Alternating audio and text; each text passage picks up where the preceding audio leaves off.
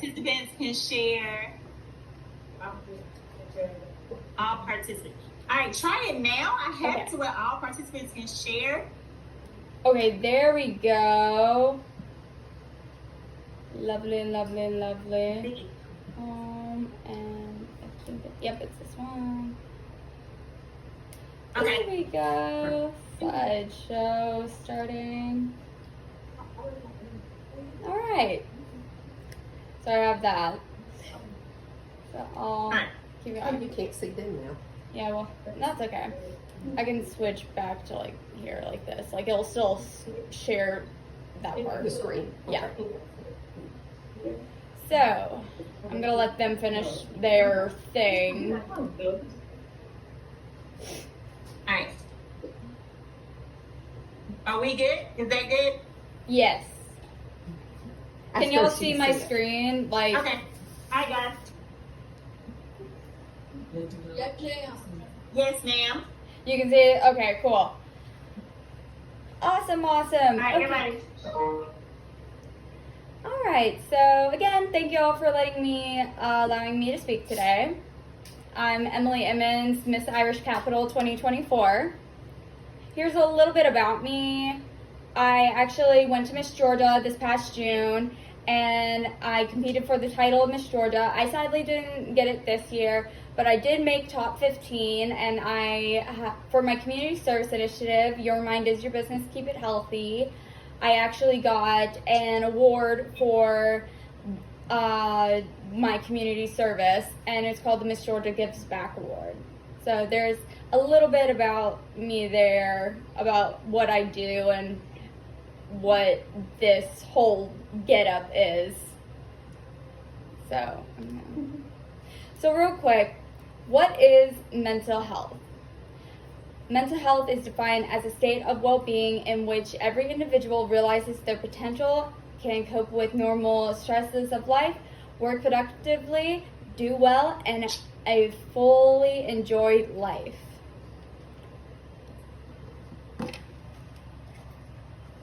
So, I have a question for y'all. Before I keep going, do y'all know any mental illnesses? Like, give me a thumbs up if you do. Thumbs up. Thumbs up?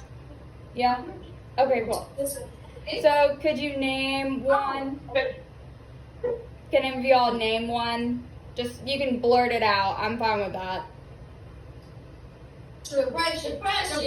Okay. Number one. It's PTSD. Dementia. Yeah. Yeah, good job. Yeah, a lot of those are mental illnesses. Yeah. That's really good. Okay. So mental health is not just about the absence of mental illness. Just as everyone has a physical health, even with a cold or broken leg, everyone has a mental health, even when dealing with stress or being diagnosed with a mental illness. So even if you, just like everyone else with physical problems, there's mental problems too, and that really changes everything when you find that out. I actually struggle with bipolar disorder, and every day is a struggle for me, and it's like as if I have to have crutches all the time because I can't move, and that actually paralyzes me sometimes. So anyways, let's move on. So what is mental illness? Mental illness is a change in thinking, mood, or behavior accompanied by distress and impaired functioning over time. Mental illness is a medical condition diagnosed by qualified mental health professionals. So a lot of people actually say like they self-diagnose, and I don't like self-diagnosing people with mental illnesses. I'd rather hear it from a health professional, and that because they have the degree in that area of expertise. So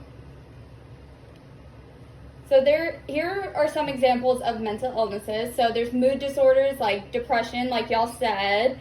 Like I said, bipolar disorder, which I have. Anxiety disorders, generalized anxiety, obsessive compulsive disorder, post-traumatic stress disorder, or PTSD. Psychotic disorders, which is schizophrenia. And substance-related disorders like eating disorders like anorexia and bulimia. So mental health disorders there's like this pyramid that we found, and it's like how you feel going up, if that makes sense. I'm not sure if that makes sense, but it's okay. You find yourself on the pyramid. Yeah, you find yourself on that pyramid. And That's what? Okay. But here, let me move on to this next one. So here is a video. Have you ever felt left out or judged by people? Real quick, does everybody hear that? Like, okay, awesome. Okay. Because they thought you were different from them. Maybe you've been discriminated against. How did this affect you? Maybe you felt misunderstood, embarrassed, alone, or even afraid. That is what stigma might feel like. So what is stigma? Stigma is a set of negative beliefs and prejudices about a group of people. Stigma also includes negative behaviors towards groups of people. Many people face stigma because of their race, religion, sexuality, gender, economic situation, and a variety of other things. People living with mental illnesses often face stigma and discrimination. This can make them feel ashamed, hopeless, distressed, reluctant to get help or accept help, and feel like they are to blame for their illness. In fact, almost half of Canadians thought people used the term mental illness as an excuse for bad behavior, and 27% say they would be fearful of being around someone who has a serious mental illness. Why is that? Well, many years ago, mental illnesses were not well understood. We didn't know how mental illnesses influenced a person's brain or affected their thoughts, feelings, and behaviors.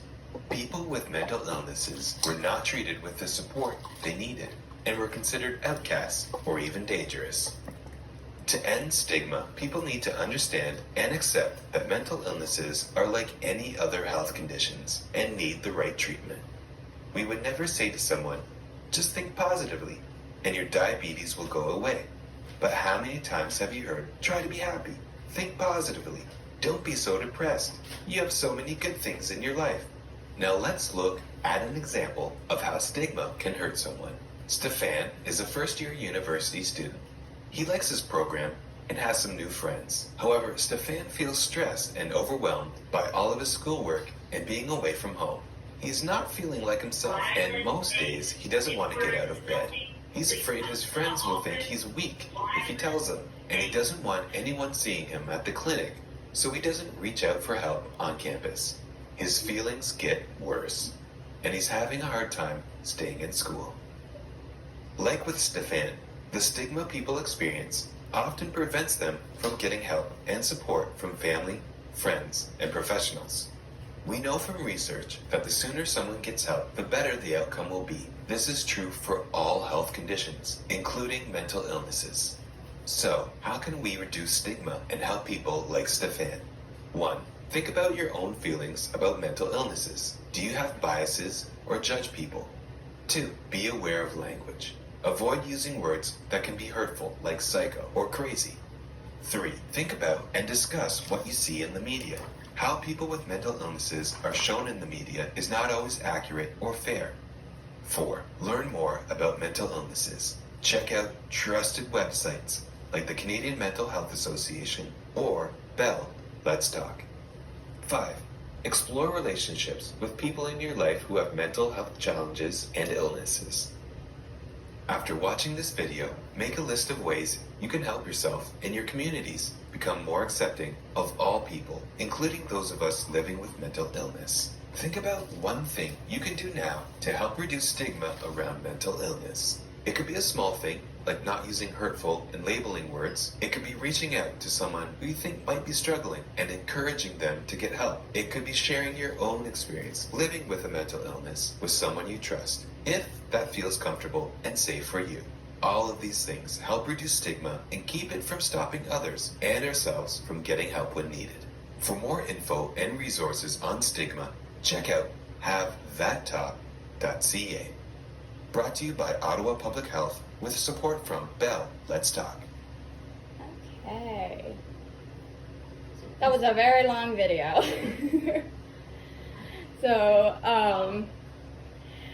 But stigma is a very big thing in the mental health community. So it's very important that we educate ourselves on mental illnesses so that we don't say that, oh, this person is crazy or this person is just weird, or saying things also like, oh, I'm depressed, when you're not really depressed, you're just feeling sad. So it's best to educate yourself and be kind, and educate others on that. So there's that little thing. Oh. Have you ever felt left? Nope. There we go. So how can you personally remove stigma? Hold on. I was looking for that one. So you can remove stigma by, of course, educating yourself, like I said, being kind, and creating an environment for people where they can talk about their mental illness without being perceived as crazy or something in the general location. So I remember back when I was actually in high school, when I got diagnosed with bipolar disorder. Here's just a little story. My quote-unquote friends used my bipolar against me, just saying when I would want to work out with something with them, if they were doing something that I didn't like, I would say, I really don't want to see it this way. Can we talk about it to make it better? They would just say to me, you're just being bipolar. And I really take offense to that because I was trying to work something out with them and they didn't want to work that out with me. So you can be a really great person and not use their mental illness against them and actually help them grow and prosper. So I really hope that y'all don't use people's mental illness against anybody, because that's not nice. So, and I preach on being kind, and I hope y'all do too. Anyways, so we're gonna do some true/false questions. You're gonna do like thumbs up for true, thumbs down for false. So we're gonna do that. So, true or false? Everyone has mental health. Okay. It is true. Everyone has mental health, regardless of whatever they have a bad day or whether they have a mental illness. Everybody has mental health. Next one. You can catch a mental illness from someone.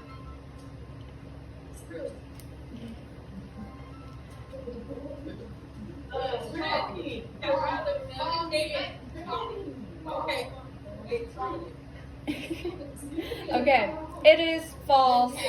Mental illness is not contagious. And whoever said true, shame on you. Okay, next one. True or false? If you are feeling sad one day, you are depressed.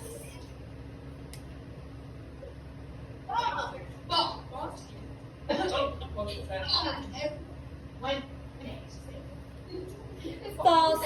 Everyone experiences happy and sad emotions. Feeling sad doesn't mean depression. When you are depressed, you have days where you are depressed. like you're feeling sad more than one day. So that's an indication of depression. Especially also, knowing me, when I get depressed, my room gets very dirty and I can barely walk to my bed. So I can tell when I get depressed. So if your room is a mess, that is an indication of something is wrong. So that's a little small thing that y'all can kind of see within yourself. Don't diagnose other people. See that within yourself and seek help if that's the case. So, true or false? People should not talk about mental illness. False. They should keep everything.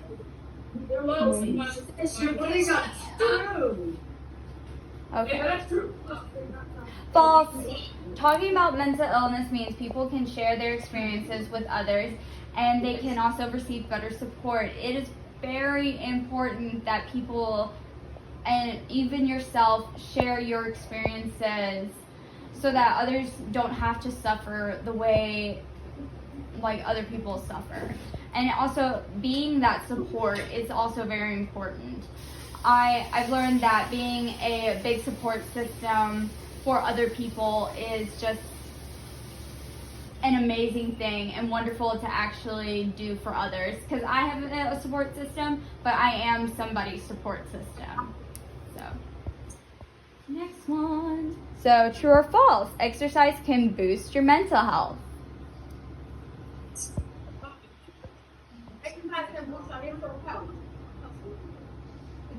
Okay.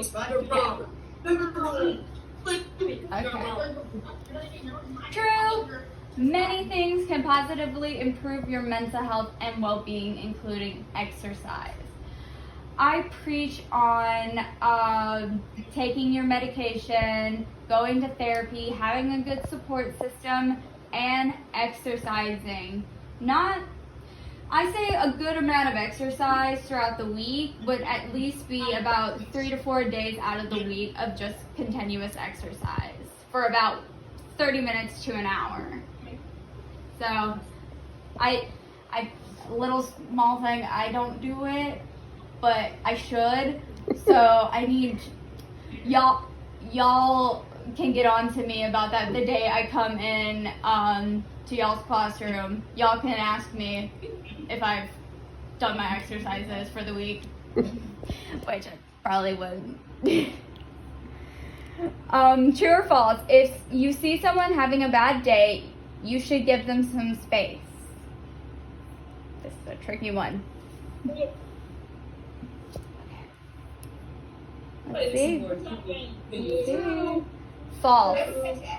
The best thing to do is to ask how they are feeling. If they ask for space, you should give them space. I know with me sometimes I like to have my space, and I really enjoy just kind of being alone for a little bit and then coming back to actually talk about my feelings. So it's very important that you give people their space. Of course, ask them. Say, hey, are you okay? Do you need some space? And then see what they say. Because some people actually would want you to come up and talk to them for a little while. So, there's that. So, true or false? Mental illness is something that only happens to adults.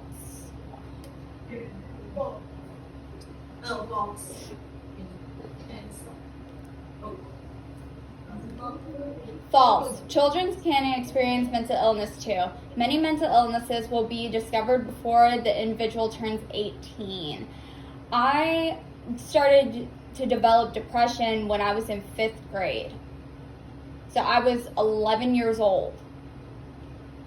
So, and I wasn't diagnosed with my bipolar disorder until I was 16. So that is very much false. So true or false? Sleep is important for mental health. I kind of gave you a little hint earlier. False. Okay. True. Sleep is very important for kids and teens who are still growing and developing. Getting a good night's sleep can help you feel rested and ready to handle the challenges of the day. I know for me, I like to get 8 hours of sleep every night. I'm in bed by 9:30 every night, and then I get up at like 6 a.m. So I get a good about 8 hours. But sometimes I am bad and I don't go to sleep until 12. Asking how much that's. So real quick, I got a question. How much sleep do y'all get? Okay. Like, show me on like your hand if you want to. Oh, nice. 9 hours, dude? I wish I could get 9 hours. 10 hours? Oh my gosh. Y'all are lucky. Y'all are lucky. Enjoy that sleep. Because when you're an adult, you kind of lose some sleep. So, and I'm 23, so it's fun. So, true or false? You can help someone with a mental illness. Come on, I want to see y'all still participate. I keep going back and forth between screens. Okay, awesome. Awesome. True, the variety of ways you can support someone is mostly important. You can help by being a good friend and being there for them. So, being a good friend and being there for somebody is amazing. If you have one good friend that you trust and they trust you, that is good. Like, if you had that right now, that is amazing to me. I didn't get that until high school or after high school. So, true or false, you should reach out for help if you feel sad or worried.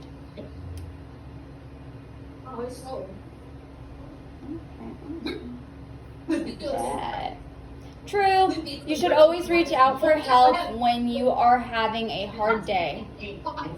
Whether it is a small moment or it's a continued feeling, people who care about you want you to know how you are feeling and how they feel, that they can help. So yeah, it is very important that you speak out on how you're feeling, whether that be within a trusted adult or friend. You should always talk about how you are feeling.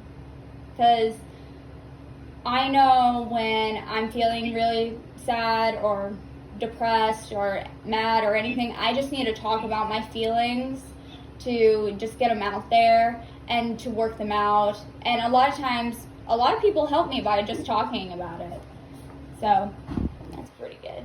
So you can make a difference with mental health, guys.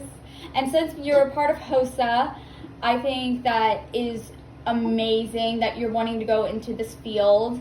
Actually, small little fun fact that I learned recently. Here, hold on. So, here, I'm gonna wait for that. But, small fun fact.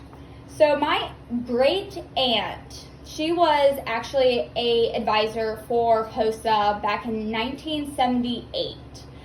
And in 1978, they had like a contest or something like that of making the emblem for HOSA, and her chapter actually made that emblem for 1978. So you can fact check me, but it was McNary, Tennessee, that chapter that actually made that emblem. So there is that, and I think that's really cool. So I was actually part of FCCLA back in high school. I was a state officer for it, and that's another career technical student organization that I loved very much. So my career technical student organizations, it runs very deep, obviously, within my family. So the roots are very deep. Anyways, so I really want to thank y'all for letting me speak today to y'all. And remember, it is okay to not be okay, but it's not okay to stay not okay. Remember to remove the stigma. So thank y'all so much. See if I have questions. Yeah. Do y'all have any questions for me? Here, let me stop sharing. Have a question. Wait, is it working? I don't know. There we go. Is it back? I don't know if it's... Yeah. Yeah, we're good. We have a question? Okay. Yeah. How did you find out you had bipolar disorder or something? So, fun story. Not really a fun story, but it's a fun story.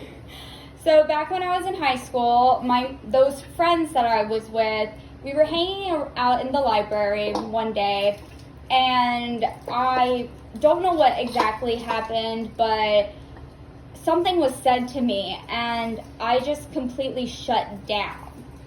I threw my hood over my head, and I started just shaking. And so at the time, my mom worked at my high school, so my friends at that time ran to go get my mom, and they calmed me down, and we moved away from that area, and I went home, and we weren't sure what was going on. So after, we then saw my anxiety go up more and more throughout time too, because when I was at a basketball game that I cheered at, I stopped in the middle of the hallway, fell to the ground, shaking, and I was crying, not sure why I couldn't breathe, and it was a scary thing that was happening to me. So by that time, my mom and I decided to go to the doctor, and they sat me down and we talked for like an hour or so, and they said to me that I had bipolar disorder. And we went to another doctor to confirm this, to make sure that it was for sure bipolar disorder, and that really opened up my eyes. And I was 16 years old, so, and a lot of people don't get diagnosed until like they're an adult like me.